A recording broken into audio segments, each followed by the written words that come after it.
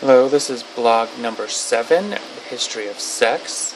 The question is, how did technological changes in the 20th century change sexual practices and society's view on sex?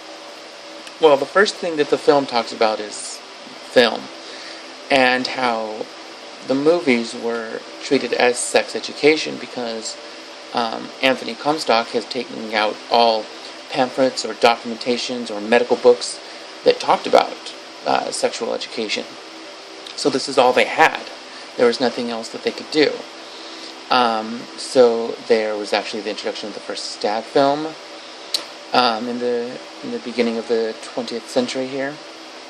And this was like how people learned what sex was. And of course the film portrays sex out in the park or the woods. And so this probably piqued people's interest in, what is sex really like? And were we doing it wrong? So this probably made them a little bit more promiscuous on, going out and trying new things. The film also talks about contraceptives that were invented, the condom, the diaphragm, and birth control. And so this changed the dynamic of sex from a completely procreation to a more recreational activity, because these could prevent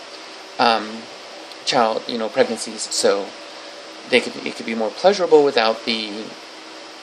less chance of impregnating the woman.